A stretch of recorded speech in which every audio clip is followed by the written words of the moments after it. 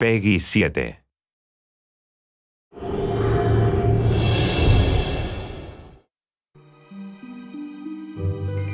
Disney Epic Mickey, The Power of Two, was always planned to be about Oswald as a featured player. Now you get to be.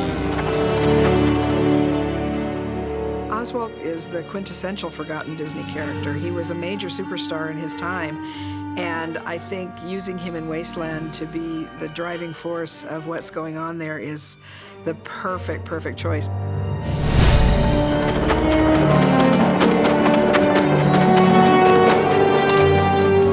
The first game was always about reintroducing Oswald, reminding the world who he was. In The Power of Two, we really can have this relationship develop in ways that we couldn't before.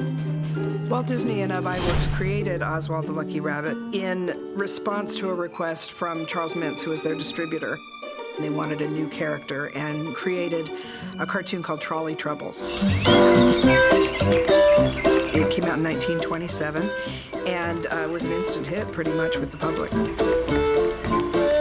In the cartoons Walt and iWorks made, he's always had an amazing sort of plastic quality. He can take his head off and roll it around like a bowling ball. He can break down into a dozen little versions of himself. He was constantly using his ears. He would wind them up like a helicopter, or he'd use them as an oar. We wanted to use some of those things that Walt and Ub created as gameplay elements.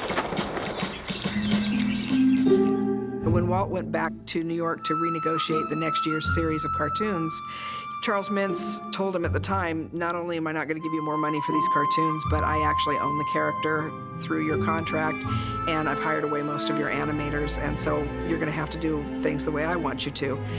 And Walt wasn't about to do that, and so he was just devastated. On the way home, on the train, he thought, well, I've got to come up with another character, so he started thinking about what they could do. And when he got back here to Hollywood, Walt suggested this mouse, and they named him Mickey. Bob Iger, who was the CEO of the company, was very involved in negotiations with Universal in 2006 to let Al Michaels, the sportscaster, out of his contract with ABC. But during those negotiations, Bob suddenly piped up with an idea as part of the negotiations to bring Oswald back, trading Al Michaels for a cartoon character. I think even Al Michaels was surprised by that. Having something like this come up, something cutting edge and brand new, reawaken an interest in a character that's been gone for over 80 years is really exciting to a historian. But the fact that he's taking that next step is huge for me. I love that little guy to death, and I want to see him as big and as famous as Mickey. So this is his next step towards having his own star on the Hollywood Walk of Fame, you know?